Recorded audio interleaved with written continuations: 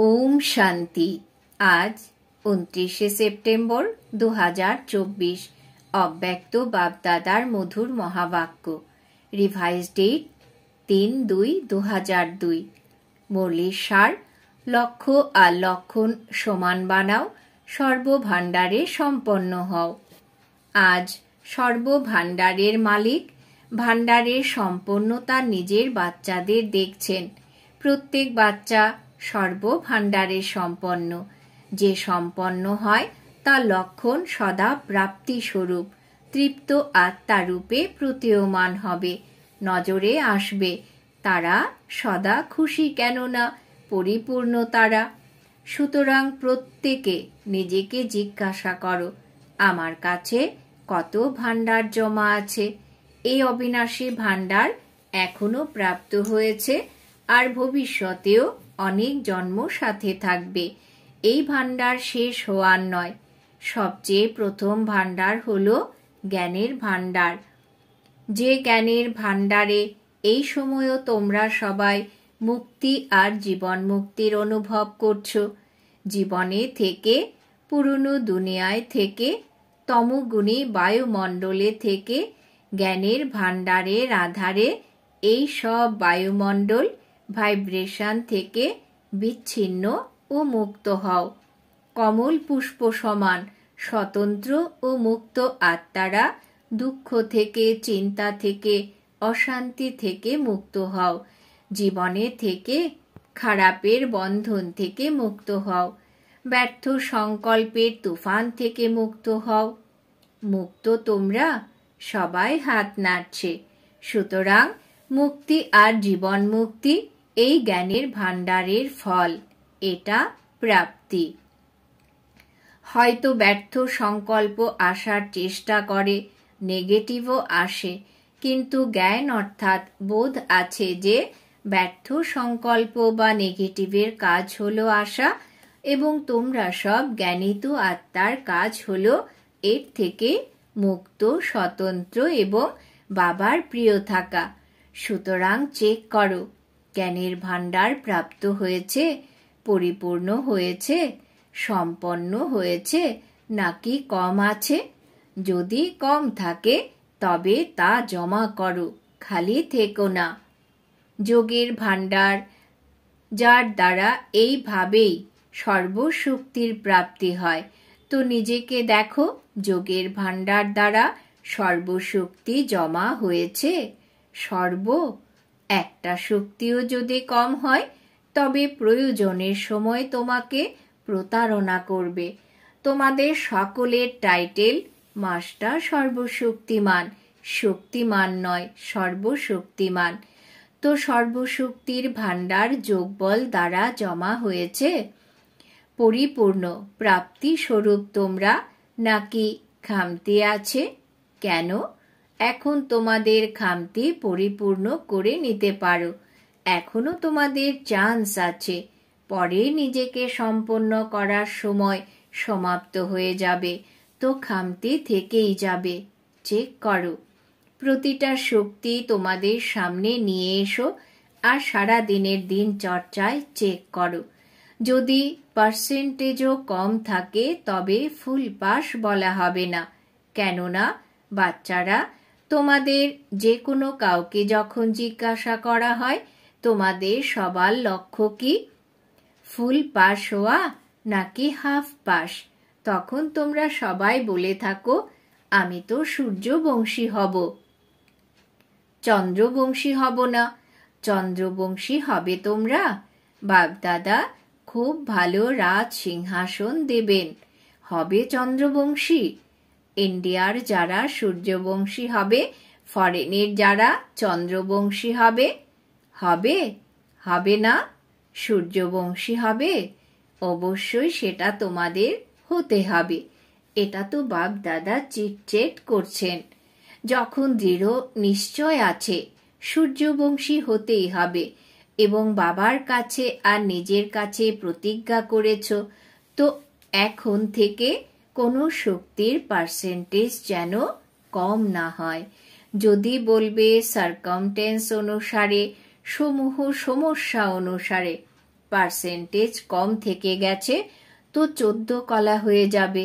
সেই জন্য আজকাল বাপদাদা চতুর্দিকের সব বাচ্চার পোতামেল রেজিস্টার চেক করছেন।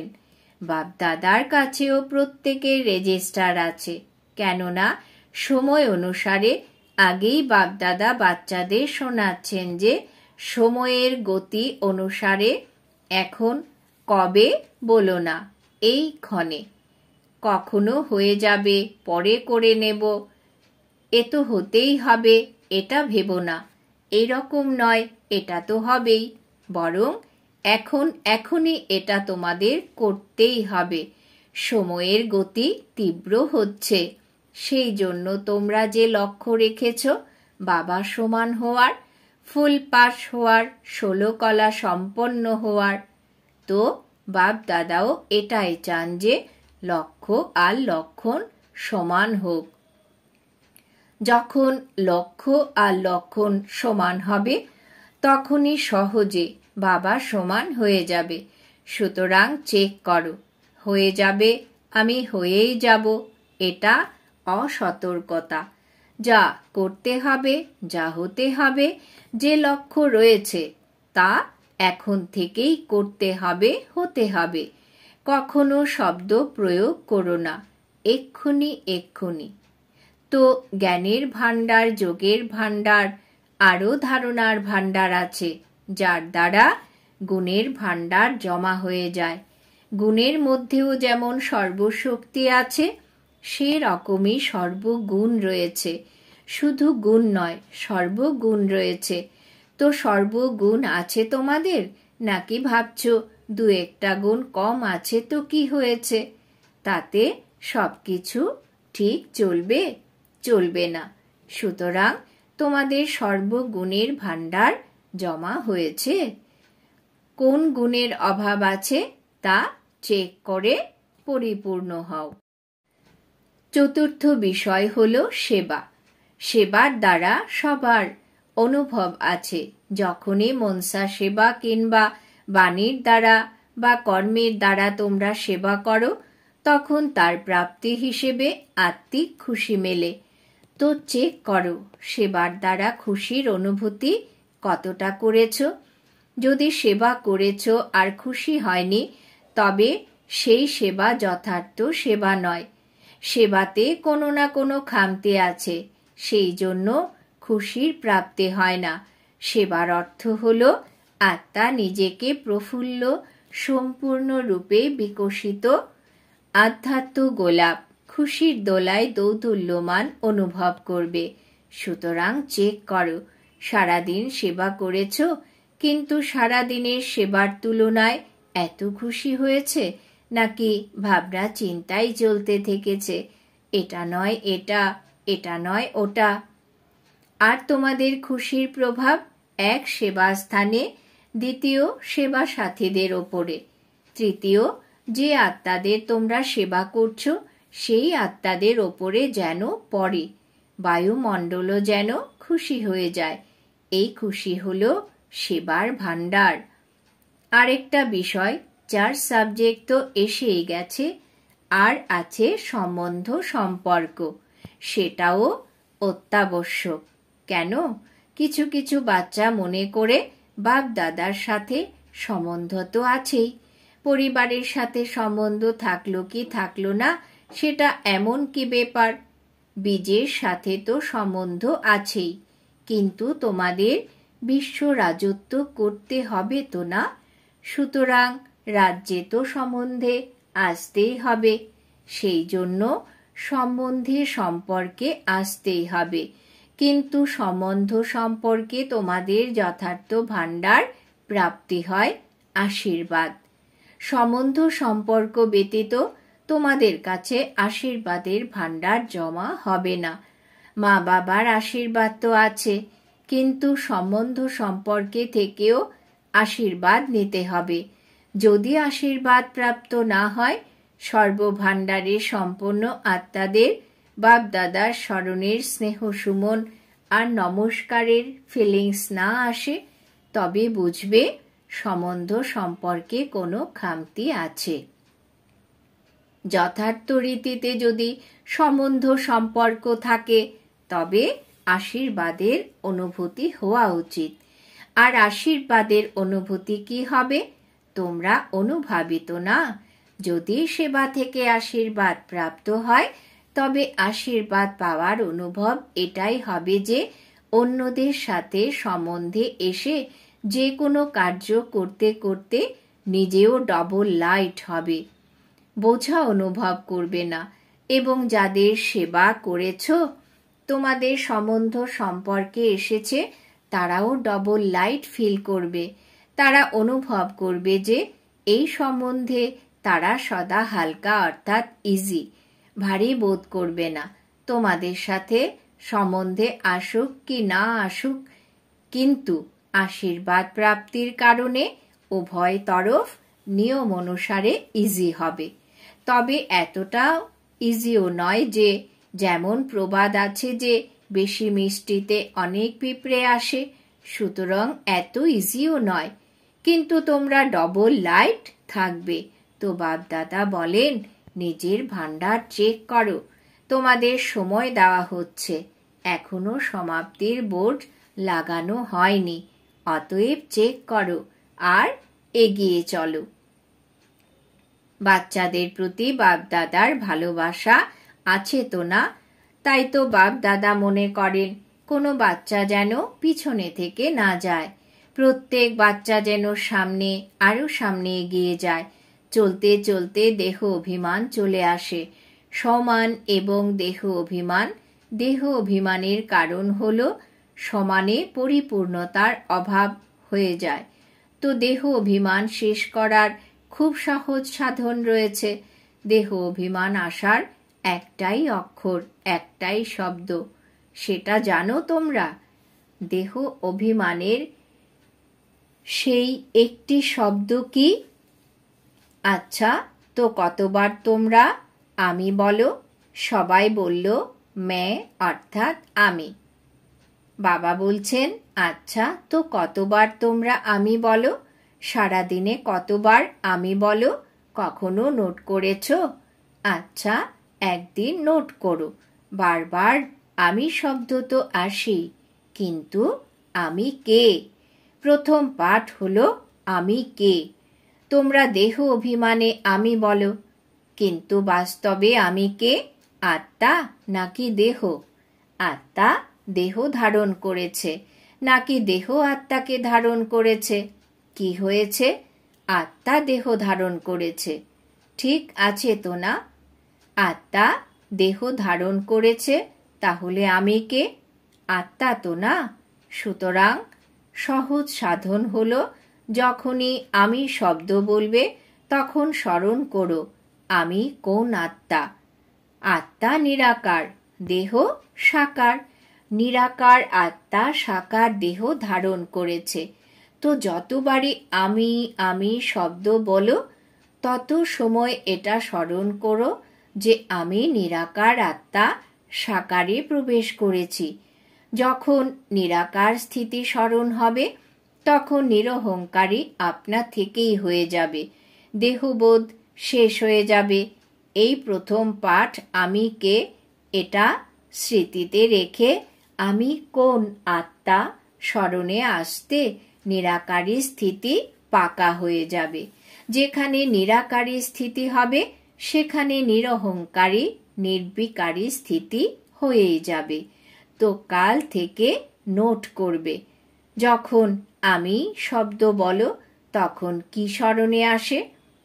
আর যতবার আমি শব্দ ইউজ করবে, ততবার নিরাকারী নিরহংকারী নির্বিকারী আপনা থেকেই হয়ে যাবে।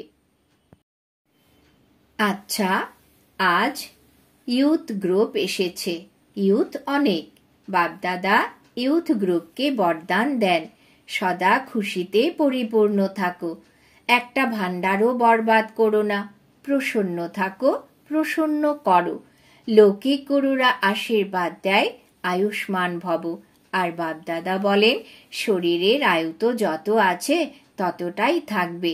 সেই জন্য শরীরের আয়ুর হিসেবে তিনি আয়ুষ্মান ভবর বরদান দেন না, বরং এই ব্রাহ্মণ জীবনে সদা আয়ুষ্মান ভব। কেন? যে ব্রাহ্মণ সেই দেবতা হবে, সুতরাং আয়ুষ্মান হবে তো না। ইউথের একটি বিশেষত্ব থাকে। ইউথ, তোমরা নিজেদের বিশেষত্বকে জানো? কি বিশেষত্ব থাকে জানো? কি বিশেষত্ব রয়েছে তোমাদের মধ্যে? যা চাই তাই করতে পারি। আচ্ছা, করতে পারো তোমরা, এটা ভালো ব্যাপার। দুনিয়ার হিসেবে বলা হয় ইউথ খুব জেদি হয়, যা ভাবে তা করে দেখাবে। তারা উল্টো বলে, ব্রাহ্মণ ইউথ এখানে জেদি নয়, বরং নিজের প্রতিজ্ঞায় অবিচল থাকে। তারা তাদের প্রতিজ্ঞা থেকে সরে যায় না। ইউথ এই রকম কি তোমরা? হাত তোলো তো। হাত তোলা তো অনেক সহজ। বাপদাদা খুশি, কারণ তোমাদের অন্তত হাত উঁচু করার সাহস রয়েছে। কিন্তু প্রতিদিন অমৃত বেলায় বাবার কাছে প্রতিজ্ঞা করেছে যে আমরা এই ব্রাহ্মণ জীবনের প্রাপ্তি দ্বারা, সেবার দ্বারা, সংকল্প থেকে কখনো সরে যাব না। এই সাহস প্রতিজ্ঞা রোজ পুনরাবৃত্তি করো এবং বারবার চেক করো যে সাহস বজায় রেখেছ, সংকল্প করেছ, সেটা প্র্যাকটিক্যালি হচ্ছে কিনা। গভর্নমেন্ট তো বলে শুধু 2-4 লাখ ওই ইউথ যদি শক্তিশালী হয়ে যায় তবু সেটা ঠিক আছে। তোমরা কে? ব্রাহ্মণ তোমরা, তাই না? বাপদাদা বলেন প্রত্যেক ব্রাহ্মণ ইউথ 1 লাখের সমান। এত মজবুত তোমরা। দেখো, এরকম নয় যে গৃহে ফিরে গিয়ে তারপর লিখবে বাবা মায়া এসে গেছে, সংস্কার এসে গেছে, সমস্যা এসে গেছে। সমস্যার সমাধান স্বরূপ হও। সমস্যা তো আসবে, কিন্তু নিজেকে জিজ্ঞাসা করো আমি কে? সমাধান স্বরূপ নাকি সমস্যার কাছে হার মেনে নেওয়া রত্ন? তোমরা বিজয়ী রত্ন। ব্রাহ্মণ জন্ম হওয়ার সাথে সাথেই বাপ দাদা প্রত্যেক ব্রাহ্মণের মস্তকে বিজয়ের অমর তিলক লাগিয়ে দিয়েছেন। সুতরাং অমর ভবর বরদানে তোমরা। এখন নিজের কাছে এই প্রতিজ্ঞা করো।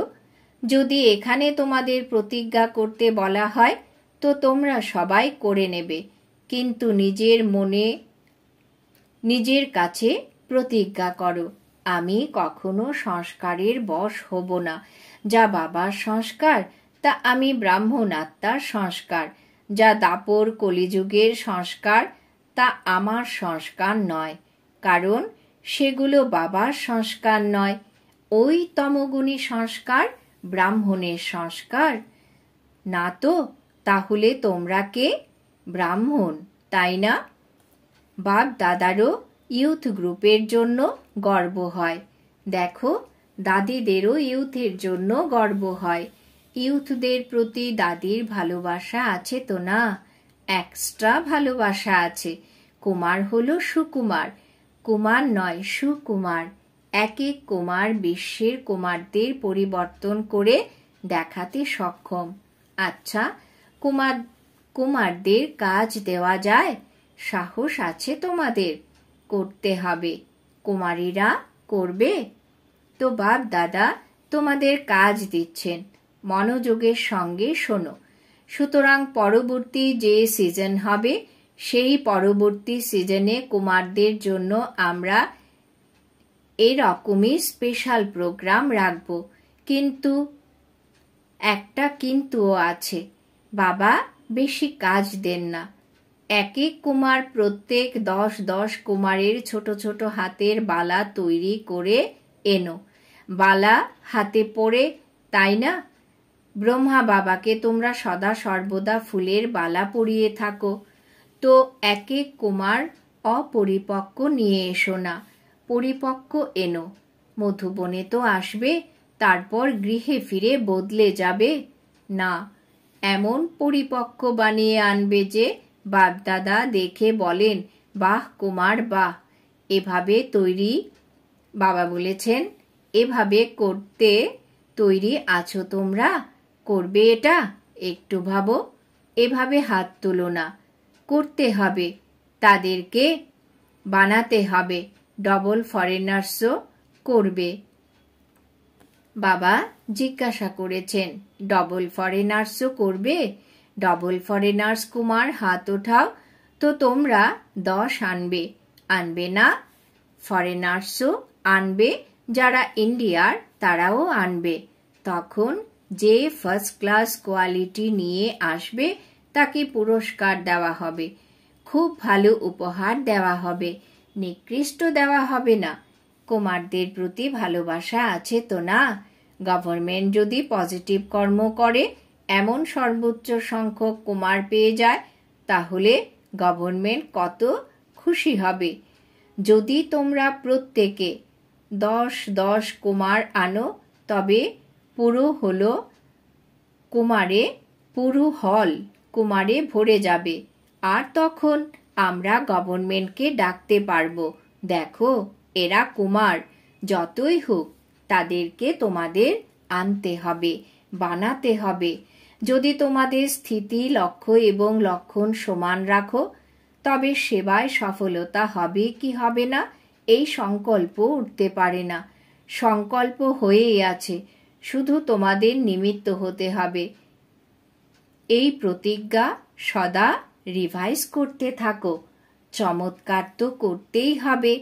আচ্ছা, ডবল বিদেশিও এসেছে।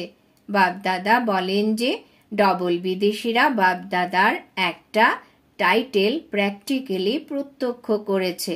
সেটা কোনটা? বিশ্ব কল্যাণকারী। যখন প্রথম স্থাপন হয়েছে তখন ভারত কল্যাণকারী হয়েছে, কিন্তু যখন থেকে ডবল ফরেনার্স ব্রাহ্মণ আত্মা হয়েছে তখন বাবার বিশ্ব কল্যাণকারী টাইটেল প্র্যাকটিক্যালি প্রত্যক্ষ হয়েছে। সেই জন্য বাপ দাদার ডবল ফরেনারদের প্রতি বিশেষ গর্ব হয়। বাপদাদা দেখেছেন যে ডবল ফরেনার্স সেবার এক অবিরাম চেষ্টায় লেগে আছে, কোনো কোনা যেন বাকি থেকে না যায়। মুরলির মাঝখানে হঠাৎ বাপদাদার সামনে 2 কুমার স্টেজে চলে এলো, যাদের স্টেজ থেকে নামানো হয়েছে। আচ্ছা, তোমরা খেলার মধ্যে খেলা দেখেছ, এখন বাপদাদা বলছেন সাক্ষী হয়ে খেলা দেখেছ, এনজয় করেছ। এখন 1 সেকেন্ডে একদম দেহ থেকে স্বতন্ত্র পাওয়ারফুল আত্মিক রূপে স্থির হতে পারো? Full stop. বাপদাদা অনেক পাওয়ারফুল ড্রিল করিয়েছেন। আচ্ছা, এই অভ্যাসই সবসময় মাঝখানে মাঝখানে করা উচিত। এই মুহূর্তে কার্যে আসলে আর পর মুহূর্তে কার্য থেকে পৃথক সাকারী তথা নিরাকারী স্থিতিতে স্থিত হয়ে যাও। এভাবেই এই একটা অনুভব তোমরা দেখেছ। যখন কোনো সমস্যা থাকবে তখন এই রকমই 1 সেকেন্ডে সাক্ষী দ্রষ্টা হয়ে সমস্যাকে একটা সাইড সিন মনে করে, তুফানকে তোফা মনে করে তাকে পার করো। এই অভ্যাস আছে না? ভবিষ্যতে তো এরকম অভ্যাসের আবশ্যকতা হবে। Full stop. কোয়েশ্চেন মার্ক নয়, এটা কেন নয়, এটা কিভাবে হলো, হয়ে গেছে। Full stop. আর নিজের ফুল শক্তিশালী স্টেজে স্থিত হয়ে যাও। সমস্যা নিচে থেকে যাবে, তোমরা উঁচু স্টেজ থেকে সমস্যাকে সাইড সিন হিসেবে দেখতে থাকবে।